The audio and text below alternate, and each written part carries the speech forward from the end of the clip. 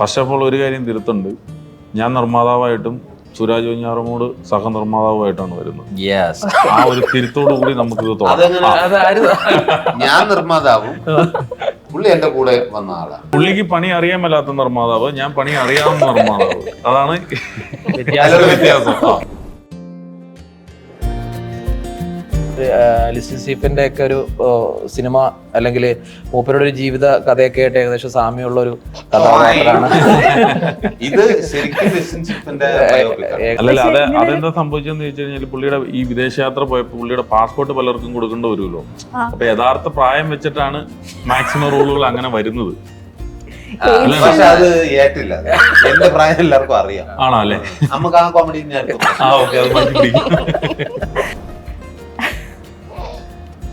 ശരിക്കും ഓരോ റിയാക്ഷൻ കാണുമ്പോഴും നമ്മൾ അറിയാതെ ചിരിച്ചു. ഇല്ല, ഞാൻ അത് ഓർത്തല്ല, ഞാൻ ഇന്നലത്തെ ഇന്റർവ്യൂ ഓർത്തിട്ട് ചിരിച്ചു. അതെ, ഞങ്ങളുടെ കൂടെ അങ്ങനത്തെ ഉള്ള ആൾക്കാരുണ്ട്. ഇന്ന് സംസാരിക്കേണ്ടത് ചോദിക്കുന്ന കാര്യങ്ങളല്ല, ഇന്ന് ചോദിക്കുമ്പോൾ ഇന്നലത്തെ കാര്യങ്ങൾ. ലിയോ കളക്ട് ചെയ്തത് എനിക്ക് 10 കോടി രൂപയ്ക്ക് പറഞ്ഞ പടമാണ്. അപ്പൊ ഞാൻ ആ പടം എടുത്തില്ല. കാരണം ഞാൻ അതിന് മുമ്പ് വന്ന വിജയുടെ പടങ്ങളെല്ലാം ഞാൻ റിലീസ് ചെയ്തപ്പം 8.5 കോടി രൂപ വരെയാണ് ഷെയർ വന്നത്. അപ്പം ആ പടം സൂപ്പർ ഹിറ്റ് ആയിട്ട് അത്രയാണ് വന്നത്. അപ്പോൾ 10 കോടി രൂപ എന്ന് പറഞ്ഞപ്പം ഞാനത് എടുത്തില്ല. സുരാജ് ഈ പടത്തിനെ ED എന്ന് പറയുന്ന സിനിമയെ കാന്താരയായിട്ടാണ് താരതമ്യം ചെയ്യുന്നത്. ഞാൻ പറഞ്ഞിട്ടോ, എനിക്ക് വിജയുടെ പടം പോലെ വിജയ് സാറിന്റെ പടം ഇറങ്ങുന്നു. അത്ര ഇനിഷ്യലൊക്കെ കിട്ടുമെന്ന്. ഇപ്പൊ തിയേറ്റർ മുഴുവൻ എത്ര സ്ക്രീൻ ഇട്ടാലും എത്ര ഇട്ട് കഴിഞ്ഞാലും പറയണേ, അത് സിമ്പിൾ അല്ലേ വിജയ് വെച്ച് ചെയ്യാം. അത് ചെയ്യാന്ന് പറഞ്ഞു. പിന്നെ പുള്ളി ചോദിച്ചു, അവിടെ വിജയുടെ ഒക്കെ പടത്തിന്റെ വെളുപ്പിന് 4 മണിക്ക് ഷോ ഒക്കെ വെക്കുന്നുണ്ടല്ലോ എന്ന് ചോദിച്ചു. ഞാൻ പറഞ്ഞു, അപ്പൊ അങ്ങനെയാണ് EDക്ക് അത് വെക്കാൻ പറ്റുമോ എന്ന് ചോദിച്ചപ്പോൾ ഞാൻ പറഞ്ഞു, നിങ്ങളുടെ ഫാമിലിയിലുള്ളവരും എന്റെ ഫാമിലിയിലുള്ളവരും നമുക്ക് ഏതെങ്കിലും ഒരു സ്ക്രീനിൽ നമുക്കൊരു ഷോ വെക്കാം, എന്നിട്ട് 4 മണിക്ക് ആക്കാം. അത് നമുക്ക് പബ്ലിസിറ്റി ആക്കാം, എന്നിട്ട് അതൊരു പബ്ലിസിറ്റി ആക്കാന്ന് പറഞ്ഞു.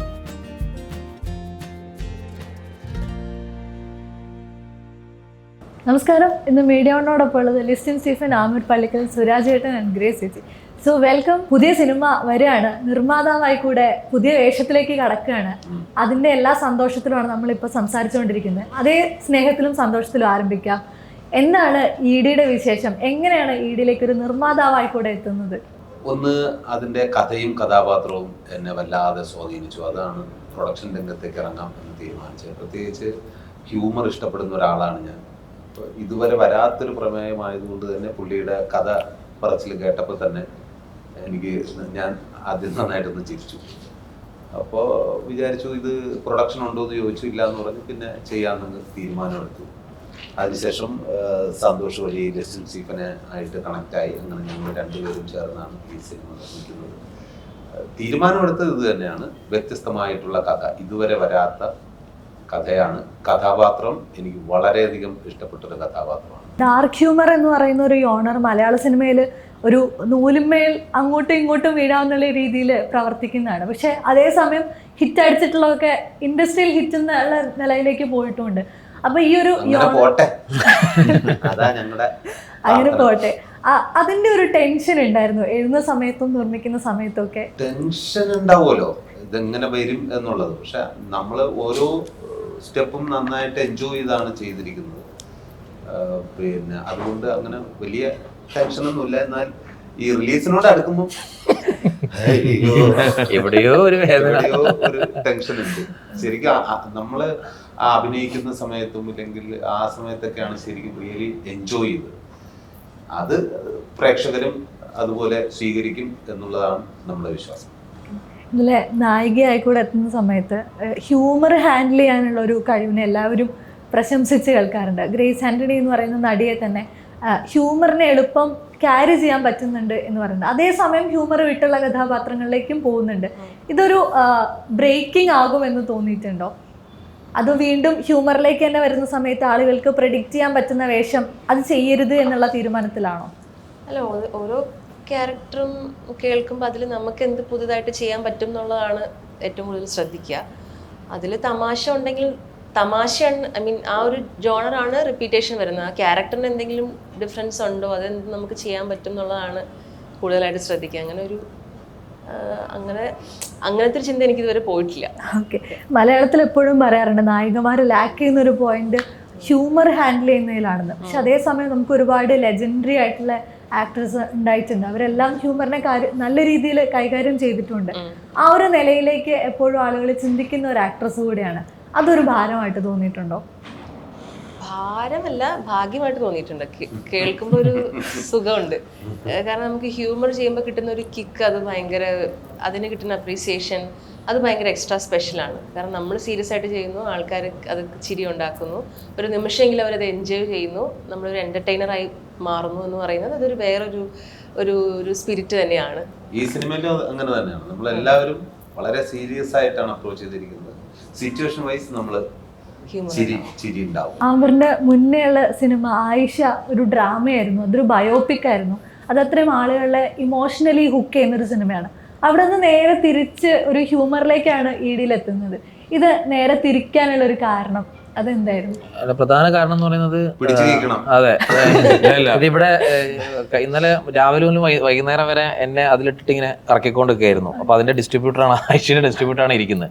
അപ്പോൾ എൻ്റെ കഴിഞ്ഞ സിനിമയുടെ, അതായത് തിയേറ്ററിൽ അത്ര വലിയ ഹിറ്റ് ആവുകയോ അല്ലെങ്കിൽ തിയേറ്ററിൽ ആൾക്കാർ അടിച്ച് അങ്ങനെയൊന്നും സംഭവിക്കാത്ത, എന്നാൽ ക്രിട്ടിക്കലി അക്ലൈം ആയിട്ടുള്ള ഒരു മൂവിയാണ് ആയിഷ. അത് ആ സിനിമയുടെ സ്വഭാവം അങ്ങനെയാണ്. അപ്പോൾ അതിൽ അതേപോലത്തെ ഒരു സിനിമ ഞാൻ ചെയ്ത് കഴിഞ്ഞാൽ പിന്നെ ഇവരടുത്ത അടുത്ത് ഞാൻ പോയി കഥ പറഞ്ഞ കഥ പോലും ചിലപ്പോൾ കാരണം ആൾക്കാർക്ക് എപ്പോഴും തിയേറ്ററിലേക്ക് ആളെത്തിക്കുന്ന, അവിടെ എൻജോയ് ചെയ്യാൻ പറ്റുന്ന, എല്ലാവർക്കും കൈയടിച്ച് ചിരിക്കാൻ പറ്റുന്ന, പ്രത്യേകിച്ച് പോസ്റ്റ് കോവിഡ് കാലഘട്ടത്തിലൊക്കെ നമ്മൾ എല്ലാവരും അങ്ങനെയുള്ള സിനിമകളാണ് ആഗ്രഹിക്കുന്നത്. അപ്പോൾ രണ്ടാമത്തെ സിനിമ എന്ന് പറയുന്നത് എപ്പോഴും നമ്മൾ പറയുന്ന ക്ലീഷേ ഡയലോഗാണ്, അതാണ് ഒരാളെ നിർണ്ണയിക്കുക എന്നൊക്കെ പറയുന്നത് പറഞ്ഞ പോലെ. അപ്പോൾ തികച്ചും വ്യത്യസ്തമായ ആയിഷയുടെ ഒരു തരത്തിലും സാമ്യപ്പെടാത്ത രീതിയിലുള്ള ഒരു സിനിമ ആയിരിക്കണം രണ്ടാമത്തെ നിർബന്ധം എനിക്കുണ്ടായിരുന്നു. അപ്പോൾ അതിലങ്ങനെ ചിരിക്കാനൊന്നുമില്ല. കാരണം ഒന്നാമത് അവരുടെ ജീവിതകഥയാണ് നമ്മൾ എടുത്തു വെച്ചിട്ടുള്ളത്. അവരുടെ ജീവിതകഥ എവിടെയും ചിരിക്കാനില്ല. അപ്പോൾ ഇതൊന്ന് ചിരിപ്പിച്ച് കഴിഞ്ഞേക്കാം. ഇപ്പോൾ ലിസ്റ്റി സ്റ്റീഫൻ്റെ ഒക്കെ ഒരു സിനിമ അല്ലെങ്കിൽ മൂപ്പരുടെ ഒരു ജീവിത കഥയൊക്കെ ആയിട്ട് ഏകദേശം സാമ്യമുള്ള ഒരു കഥാപാത്രമാണ് ഇത്. ഏകദേശം ആ ഒരു അങ്ങനെ അതാണ് ഉള്ളത്. ബാക്കിയുള്ളത് തന്നോളൂ. ഇതെന്താ പറയാ, കഴിഞ്ഞ ഞങ്ങളുടെ ഇന്റർവ്യൂവിൽ എന്താന്ന് വെച്ച് കഴിഞ്ഞാൽ ഞങ്ങള് സുരാജേട്ടന്റെ ബയോപിക്കാന്ന് പറഞ്ഞിട്ടായിരുന്നു. ഇന്നത്തെ ഇന്റർവ്യൂ ഇപ്പൊ പുള്ളി അവര് നമ്മുടെ ആവർത്തിക്കണല്ലോ എന്ന് കരുതിയിട്ടാ. കാരണം എല്ലാവരും സുരാജിന്റെ അടുത്ത് ചോദിക്കുന്നത് എങ്ങനെയാണ് ഫസ്റ്റ് എന്ന്. അപ്പൊ ഉത്തരങ്ങളും ചോദ്യങ്ങളും ഒരേപോലെയാണ്. കാരണം ഈ ഇന്റർവ്യൂ അതല്ലേ, ഉത്തരങ്ങള് നമ്മള് പ്രതീക്ഷിച്ച ഒരു ചോദ്യം വന്നില്ല. ഇതിൽ ആരെ എക്സ്ട്രാ ഡീസന്റ്? ഞാനത് ബ്രേക്ക് ചെയ്തു. മിക്ക ഇന്റർവ്യൂകളിലും ചോദ്യം ഓൾമോസ്റ്റ് 70% ഒന്ന് തന്നെ ആവാറുണ്ട്. പിന്നെ ഒരു 30% ചോദ്യങ്ങളാണ് വ്യത്യാസമുള്ളത്. അതുകൊണ്ട് ഓരോ ഇന്റർവ്യൂവിലും വ്യത്യാസമുള്ളത് സുരാജേട്ടനും ഗ്രേസ് ഒക്കെ മാറി മാറി ഡ്രസ് ഇടുന്നു, കണ്ണട വെക്കുന്നു. അതെ അതെ. ഈ സിനിമയിലേക്ക് സഹനിർമ്മാതാവായിട്ട് വരുന്നു. അതിനു മുന്നേ ആദ്യത്തെ സിനിമ ആയിഷ ബ്രീഫ് ചെയ്ത് സംസാരിക്കുന്ന ലിസ്റ്റിൻ ചേട്ടൻ്റെ അടുത്തായിരുന്നു. അവിടുന്ന് രണ്ടാമത്തെ സിനിമ ആണ് ഏറ്റെടുക്കുന്നത്. ഈ സിനിമയിൽ കിക്ക് തന്ന ഒരു ഫാക്ടർ എന്തായിരിക്കും? ഫസ്റ്റ് ഓഫ് ഓൾ ഒരു കാര്യം തിരുത്തുണ്ട്. ഞാൻ നിർമ്മാതാവായിട്ടും സുരാജ് വെഞ്ഞാറമൂട് സഹനിർമ്മാതാവുമായിട്ടാണ് വരുന്നത്. ആ ഒരു തിരുത്തോടു കൂടി നമുക്ക് ഇത് തോന്നാം. ഞാൻ നിർമ്മാതാവും, പുള്ളി എന്റെ കൂടെ വന്ന ആളാണ്.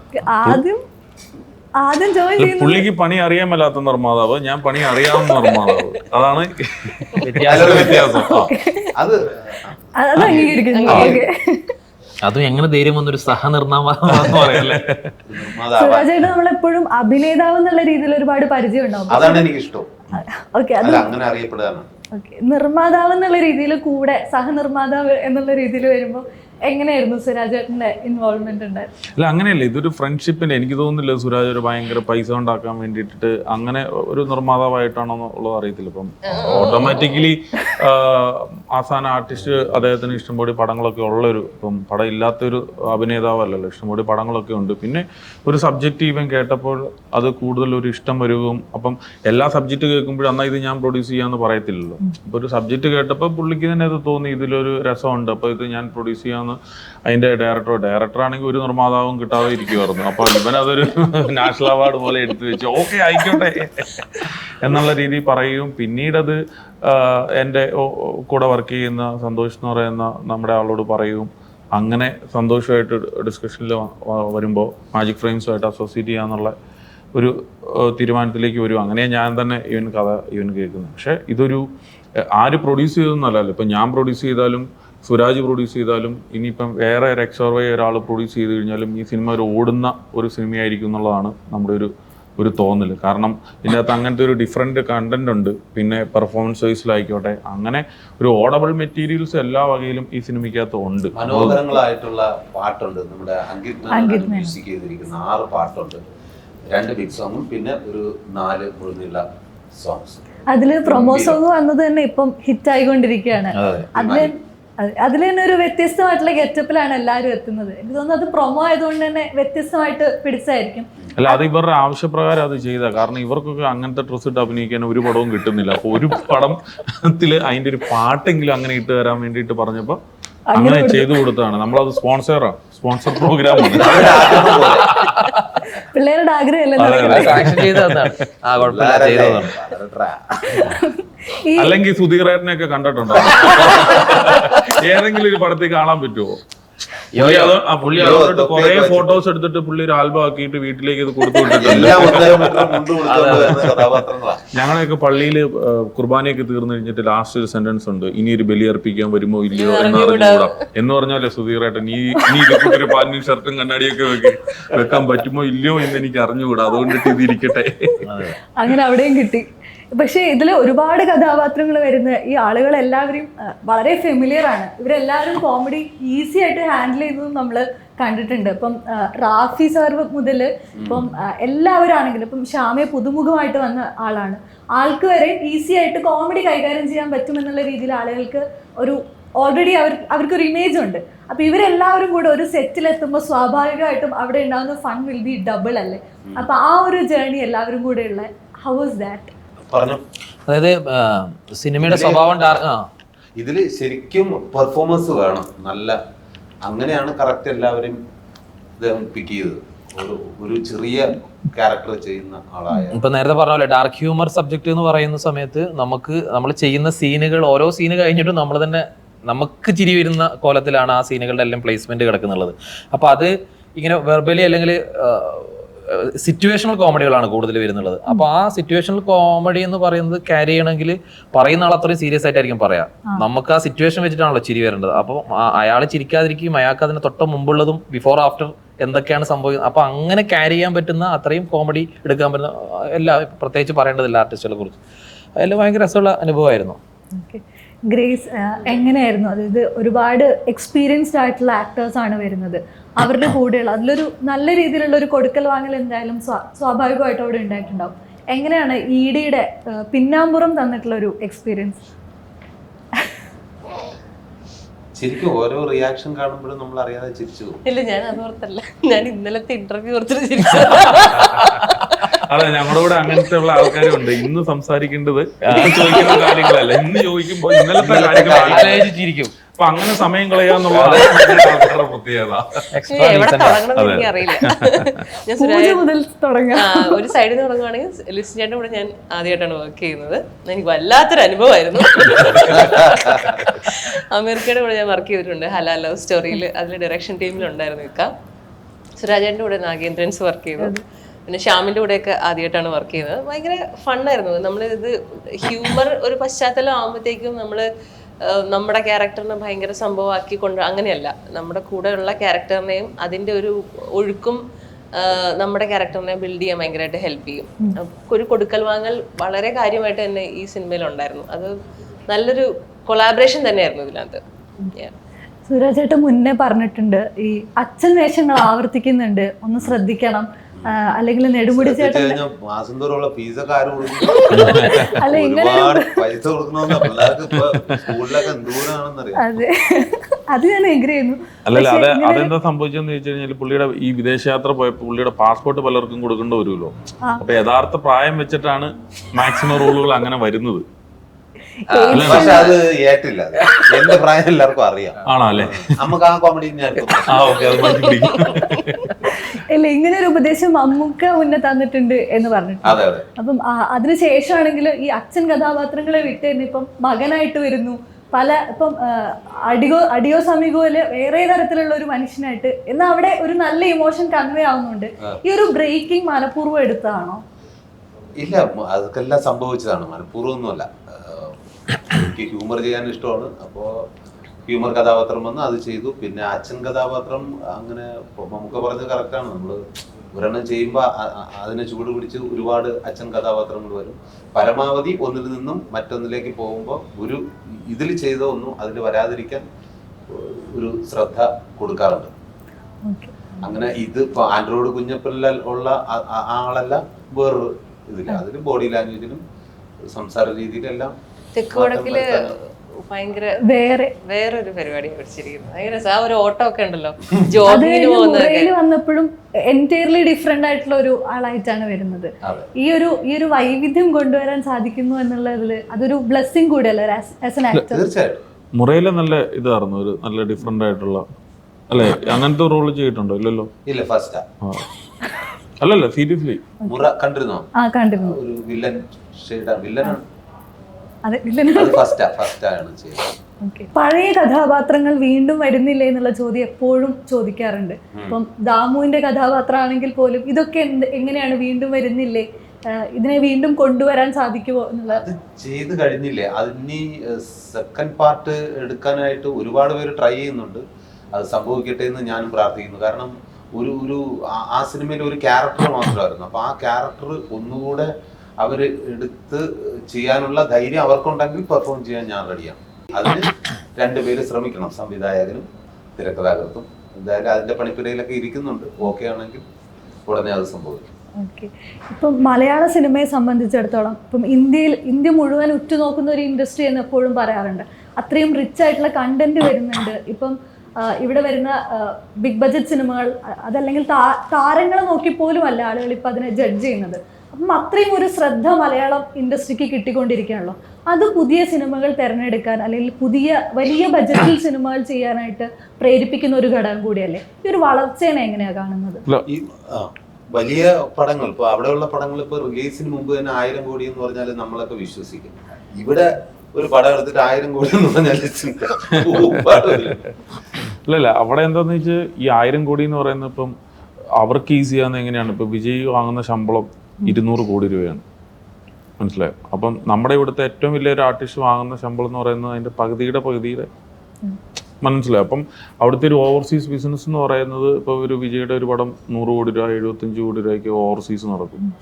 അല്ലെങ്കിൽ അങ്ങനെയാണ് അതിൻ്റെ ഒരു ഇപ്പോൾ തമിഴ്നാട് തിയേറ്ററിക്കൽ റൈറ്റ്സ് ഇപ്പോൾ ഓരോരുത്തർ പർച്ചേസ് ചെയ്യുന്നു. ഇപ്പോൾ ഇവിടുത്തെ പോലെ അല്ല, അവിടെ ഒരു മിനിമം ഗ്യാരണ്ടിയിൽ പർച്ചേസ് ചെയ്യണം. അപ്പോൾ അത് തന്നെ തമിഴ്നാട് തിയേറ്ററിക്കൽ റൈറ്റ്സ് വാങ്ങുന്നത് 100 crores ആണ്. അല്ലെങ്കിൽ അത് ഒരു ഹിന്ദി റൈറ്റ്സ്, തെലുങ്ക്, ഇപ്പം മലയാളത്തിലേക്ക് വിജയുടെ പടം എടുത്തു കഴിഞ്ഞാൽ ഒരു 10-15 കോടി രൂപയാവുന്നു. അത് തെലുങ്കിലേക്ക് പോകുമ്പോൾ ഒരു 35 കോടി രൂപയാവുന്നു. ഹിന്ദിയിലേക്ക് തിയേറ്ററിൽ റൈറ്റ്സ് വാങ്ങുമ്പോൾ അതൊരു 40 കോടി രൂപയാവുന്നു. അപ്പോൾ ഇതെല്ലാം കൂടെ കൂട്ടി പ്ലസ് തിയേറ്ററിൽ നിന്ന് വരുന്ന അഡീഷണൽ കളക്ഷനോടെ കൂട്ടിയിട്ടുള്ളൊരു ഇതാണ് വരുന്നത്. അപ്പോൾ നമ്മുടെ ഒരു ഇൻഡസ്ട്രി അത്രയല്ലല്ലോ. അപ്പോൾ അതായത് അത്ര ഒരു മാർക്കറ്റ് ഇല്ല. അപ്പോൾ തിരുവനന്തപുരം മുതൽ കാസർഗോഡ് വരെയുള്ള ഇത് ആണ് നമ്മുടെ ടോട്ടൽ മാർക്കറ്റ് എന്ന് പറയുന്നത്. അത് അതിൻ്റെ മാക്സിമത്തിലാണ് ഒരു വരുന്നൊരു കളക്ഷൻ എന്ന് പറയുന്നത് 35 കോടി രൂപയാണ് ഇതുവരെ വന്നേക്കുന്ന theatrical collection share, producer share എന്ന് പറയുന്നത് എമൗണ്ട് അത്രയാണ് വന്നേക്കുന്നത്. അപ്പം ആസ് എ പ്രൊഡ്യൂസർ എന്ന് പറയുന്ന ആ വ്യക്തി ആ കളക്ഷനെ മാക്സിമം കണ്ടിട്ടല്ലേ നമുക്ക് എടുക്കാൻ പറ്റുള്ളൂ. ഇപ്പം 35 കോടി രൂപ ആണ് ഒരു സിനിമയാണ്, 2 സിനിമയാണ് അത്രയും കളക്ഷൻ വന്നേക്കുന്നത്. നമുക്ക് ഓണാൻ ഒരു ആവറേജ് എടുത്തു കഴിഞ്ഞാൽ ഒരു 7 to 10 crore നമുക്ക് റിസ്ക് എടുക്കാനായിട്ട് ഇപ്പം പറ്റും. ബാക്കി കിട്ടിക്കഴിഞ്ഞാൽ അതിന് എക്സ്ട്രാ വന്നാൽ അത് പ്രൊഡ്യൂസർക്കുള്ള ബെനിഫിറ്റ് എന്നുള്ളത് നോക്കിയിട്ടല്ലേ ചെയ്യാൻ പറ്റുള്ളൂ. അപ്പം നമ്മുടെ ഇൻഡസ്ട്രിയുടെ വലുപ്പം അത് അത്രേ ഉള്ളൂ. ഇത് മറ്റ് ഇൻഡസ്ട്രിയിലേക്ക് വ്യാപിപ്പിക്കുമ്പോഴാണ് ഇത് കൂടുതലായി പോകുന്നു.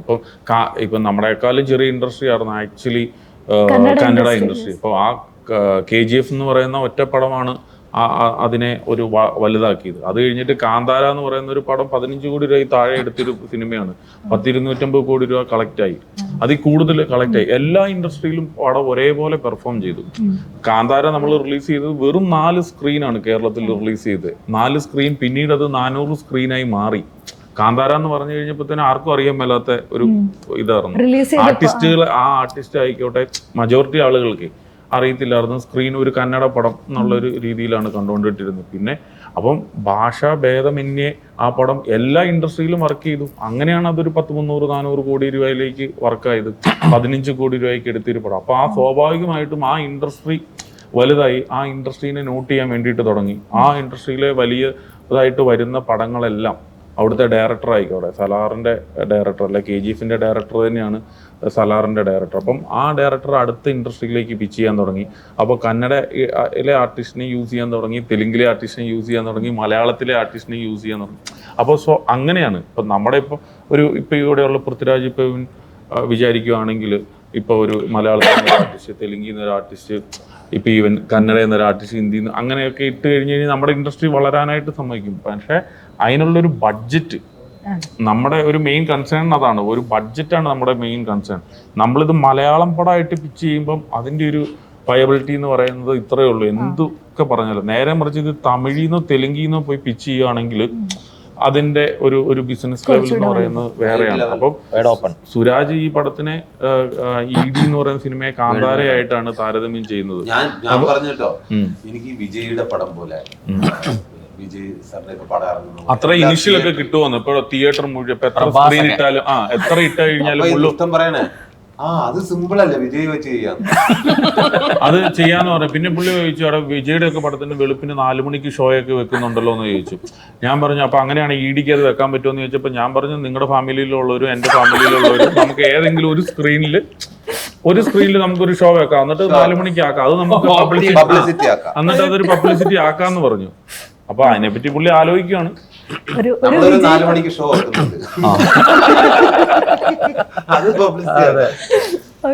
പക്ഷെ ഇതേ സമയം തന്നെ ഇപ്പം ARM വന്നത് ഒരു പാൻ ഇന്ത്യൻ സിനിമ ആയിട്ടാണ്. അതേ കാലഘട്ടം സബ്ജക്ട് പാൻ ഇന്ത്യൻ ആണ്, പിന്നെ റിലീസ് അത്രയും വൈഡ് പിന്നെ റിലീസ് തന്നെയാണ്, പാൻ ഇന്ത്യൻ റിലീസാണ് അല്ലേ. മാക്സിമം നമ്മൾ ചെയ്യും, മാക്സിമം നമ്മൾ ചെയ്യൂണ. ഇതേ സമയം തന്നെ മറ്റു ഭാഷകളിൽ നിന്ന് പാൻ ഇന്ത്യൻ മൂവീസ് ആയിട്ട് കേരളത്തിലേക്ക് വന്ന സിനിമകളിൽ പലതും കേരളത്തിൽ പിടിച്ചു നിൽക്കാൻ പറ്റിയിട്ടില്ല. ഇപ്പം ഗോട്ടടക്കമുള്ള സിനിമകൾക്ക് അത്ര തന്നെ അവർ പ്രതീക്ഷിച്ച അത്ര വിജയം വാണിജ്യപരമായിട്ട് ഉണ്ടാക്കാൻ പറ്റിയിട്ടില്ല. ആ സമയത്ത് ARM ഒരുപാട് നാടുകളിലേക്ക് എത്തിച്ചെല്ലുക കൂടിയാണ്. ആ ഒരു വിജയം അത് പക്ഷെ ഒരു റിസ്കി ഫാക്ടറല്ലേ. ഇപ്പം ED ആണെങ്കിലും ഒരുപാട് സ്ഥലത്തേക്ക് എത്തുമ്പം ഈ പാൻ ഇന്ത്യൻ സിനിമകൾക്ക് ഇപ്പോൾ ഉണ്ടാകുന്ന ഒരു കാലിടറുന്നൊരു സമയം കൂടെയാണല്ലോ. അതൊരു ടെൻഷൻ ഉണ്ടാക്കുന്ന ഫാക്ടർ കൂടിയാവില്ലേ? അല്ല, തീർച്ചയായിട്ടും. അതായത് ഈ ARM എന്ന് പറയുന്നത് ഒരു വലിയ സ്കെയിലിൽ എടുത്തേക്കുന്ന ഒരു സിനിമയാണ്. ഇപ്പം നമ്മുടെ ബിസിനസ് പരമായിട്ട് നോക്കിക്കഴിയുമ്പം ഈ സാറ്റലൈറ്റ് OTT ബിസിനസ് എന്നൊക്കെ പറയുന്നത് നമുക്ക് ഒരു ലിമിറ്റഡ് ഒരു ഇതുണ്ട്, റേഷ്യോ ഉണ്ട്. ആ റേഷ്യോ കൂടുതൽ അതിന് കിട്ടാനായിട്ട് പാടാണ്, മനസ്സിലായത് നോർമൽ കേസിൽ. പക്ഷേ തിയേറ്ററിക്കലി നമ്മൾ മാക്സിമം മാർക്കറ്റ് ചെയ്യുകയാണെങ്കിൽ, നല്ല നല്ല ഡിസ്ട്രിബ്യൂട്ടർ ചെയ്യുകയാണെങ്കിൽ, കണ്ടന്റ് അവിടെ വർക്കൗട്ട് ആയാൽ, ലൈക്ക് കാന്താര, KGF പോലെ വർക്കായി കഴിഞ്ഞാൽ കളക്ഷൻ എന്ന് പറഞ്ഞു കഴിഞ്ഞാൽ അൺലിമിറ്റഡ് ആണ്. ഇപ്പം അമരൻ എന്ന് പറയുന്ന ഒരു സിനിമ, ലേറ്റസ്റ്റ് റിലീസായ ഒരു സിനിമ, കേരളത്തിലെടുത്ത് എനിക്ക് തോന്നുന്ന 2 കോടി രൂപയ്ക്കാണ് എടുത്തത്. അത് ഓൾമോസ്റ്റ് 6 കോടി രൂപയോളം ഷെയർ വന്നു. അപ്പം നിങ്ങൾ നോക്കിയാൽ അപ്പോൾ അതിൻ്റെ ഒരു പ്രോഫിറ്റ് എത്രയാണ്, അല്ല അതിൻ്റെ ഒരു ഗ്രോസ് എത്രയാണ്. അതേ പടം തന്നെ തെലുങ്കിൽ എന്തോ ഏതാണ്ടിട്ട് 8 കോടി രൂപയ്ക്കോ 10 കോടി രൂപയ്ക്കോ എടുത്ത് ഏതാണ്ട് 40 കോടി രൂപയോളം കളക്ട് ചെയ്തു. അപ്പം നോക്കി, അപ്പം ആ ആളുടെ മാർക്കറ്റ് വെച്ചിട്ടുള്ള ഒരു ഇതാണ് മാക്സിമം അതിനെ ആദ്യം പർച്ചേസ് ചെയ്തത്. പക്ഷേ പടം നല്ലതാണ്, സൂപ്പറാന്ന് പറഞ്ഞു കഴിഞ്ഞപ്പോൾ കളക്ഷൻ എവിടെയോ പോയി. അത് തന്നെയാണ് കർണാടകയിലും സംഭവിച്ചത്, മനസ്സിലായി. ഇപ്പോൾ ഒരു ആർട്ടിസ്റ്റിൻ്റെ ഒരു ശിവകാർത്തിയൻ എന്ന് പറയുന്ന ഒരു ആർട്ടിസ്റ്റിൻ്റെ ഒരു ബിസിനസ് എന്ന് പറയുന്നത് ഒരു 70 കോടി രൂപ 80 കോടി രൂപയുടെ ഒരു ബിസിനസ് ആവണം. ആ റേഷ്യോയിലാണ് ഓരോരുത്തരും ആ പടത്തെ ഇപ്പം മറ്റ് സ്റ്റേറ്റിലുള്ള ആൾക്കാർ അത് വാങ്ങുന്നത്. പക്ഷേ അങ്ങനെയാണല്ലോ ഓരോ കളക്ഷൻ റെക്കോർഡ് ബ്രേക്ക് ചെയ്യുന്നത്. ഇപ്പം അടുത്തൊരു വിജയുടെ ഒരു പടം വരുമ്പോഴത്തേനും ലാസ്റ്റ് വിജയുടെ പടം എന്താണ് വന്നത്, അല്ലെങ്കിൽ ലിയോ കളക്ട് ചെയ്തത് എനിക്ക് 10 കോടി രൂപയ്ക്ക് പറഞ്ഞ പടമാണ്. അപ്പം ഞാൻ ആ പടം എടുത്തില്ല. കാരണം ഞാൻ അതിന് മുമ്പ് വന്ന വിജയുടെ പടങ്ങളെല്ലാം ഞാൻ റിലീസ് ചെയ്തപ്പം 8.5 കോടി രൂപ വരെയാണ് ഷെയർ വന്നത്. അപ്പം ആ പടം സൂപ്പർ ഹിറ്റ് ആയിട്ട് അത്രയാണ് വന്നത്. അപ്പോൾ 10 കോടി രൂപ എന്ന് പറഞ്ഞപ്പം ഞാനത് എടുത്തില്ല. പക്ഷേ വേറൊരാൾ അതിന് 13 കോടി രൂപ കൊടുത്തെടുത്തു. പക്ഷേ ആ പടം 22 കോടി രൂപയോളം കളക്ട് ചെയ്തു. അത് സിനിമ. അപ്പോൾ സിനിമയിൽ മാജിക്ക് സംഭവിക്കും. അങ്ങനെ ഇതൊന്നും പ്രെഡിക്റ്റബിൾ ആയിട്ട്, അല്ലെങ്കിൽ ഇതിനെ ഒരു ഇന്ന റേഷ്യോ കൊണ്ട് കാൽക്കുലേറ്റ് ചെയ്തിട്ട് നമുക്ക് പ്രെഡിക്റ്റ് ചെയ്യാൻ പറ്റത്തില്ല. അതുകൊണ്ടാണ് നമ്മൾ വീണ്ടും പറയുന്നത് EDക്ക് അങ്ങനെയുള്ള സാധ്യതയുണ്ട്. ഇത് 20-ാം തീയതിയാണ് ഇറങ്ങുന്നത്. ചിലപ്പോൾ ഒരു കാന്താരിയായി മാറാൻ ചാൻസ് ഉണ്ട്.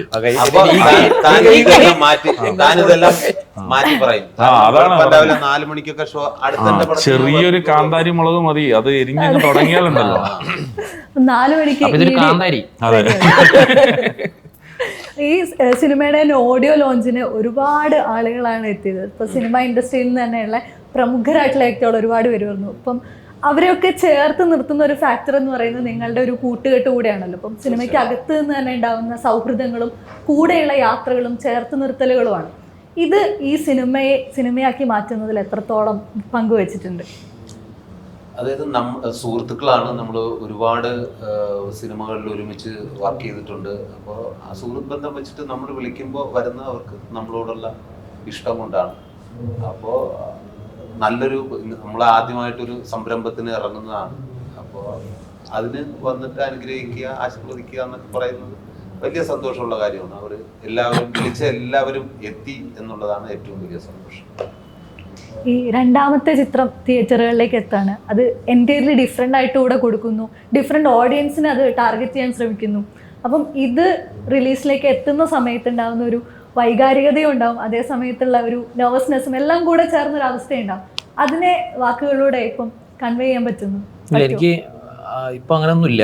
ഇപ്പുറത്ത് നോക്കിയാൽ ലിസ്റ്റിൻ സ്റ്റീഫൻ, ഇപ്പുറത്ത് നോക്കിയാൽ ഉള്ളത് കൊണ്ട് അങ്ങനെ സ്വാഭാവികമായിട്ട് ഇല്ലാന്നുകൊണ്ട് കളവച്ച റിലീസാകാൻ പോകുന്നതിന്റെ ഒരു ഡയറക്ടർ എന്നുള്ള രീതിയിൽ ടെൻഷൻ അപ്പുറത്ത്.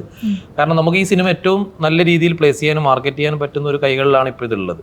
അപ്പോൾ അത് ആ അർത്ഥത്തിൽ തന്നെ ഇതുവരെ വന്ന കണ്ടന്റുകൾ വെച്ചിട്ടാണെങ്കിലും പ്രത്യേകിച്ച് ഇപ്പം സുരേട്ടൻ നേരത്തെ പറഞ്ഞ മ്യൂസിക്കലി ആണ് ഒരു സിനിമയെ നമുക്ക് കൂടുതൽ ആൾക്കാരിലേക്ക് ഇപ്പോൾ ഓൺലൈനിൽ നമുക്ക് ആദ്യം എത്തിക്കാൻ പറ്റും. അത് പാട്ടാണെങ്കിലും ഇപ്പോൾ ഇറങ്ങാനുള്ള പാട്ടുകളൊക്കെ ആണെങ്കിലും നമുക്ക് മ്യൂസിക്കിലെ പാട്ടുകൾക്ക് ഇതിന് അങ്ങനെ ഒരു ഹുക്ക് പോയിന്റുകളൊക്കെ ഉള്ള പാട്ട് അല്ലെങ്കിൽ ഹുക്കുള്ള പാട്ടുകളൊക്കെ ഇനി റിലീസ് ആവാനുണ്ട്. അപ്പോൾ ആൾക്കാർക്ക് ഇഷ്ടപ്പെടുന്ന ഘടകങ്ങൾ അതിലെ പാട്ട് കൊള്ളാലോ എന്ന് അങ്ങനെ കുറച്ചധികം കൊമേഴ്ഷ്യൽ സ്വഭാവത്തിലുള്ള ഒരു സിനിമ ആയതുകൊണ്ടും പിന്നെ ഇതൊരു ഫൺ ജോണർ, ആൾക്കാർക്ക് ഇഷ്ടപ്പെടുന്ന ഒരു ജോണറിലുള്ള ഒരു സിനിമ ആയതുകൊണ്ടും എനിക്ക് ആ സ്വാഭാവിക ടെൻഷൻ അപ്പുറത്തേക്ക് ഒരു വലിയ ആദ്യ പ്രശ്നങ്ങൾ ഞാൻ പറയാൻ കാരണം ഇപ്പുറത്തിരിക്കുന്ന രണ്ട് ആൾക്കാരുടെ അത് ഇവന്റെ അത് നിങ്ങൾക്ക് ഇതിന്റെ ഉള്ളറിയാൻ പറ്റാത്തതുകൊണ്ടിട്ടാണ്.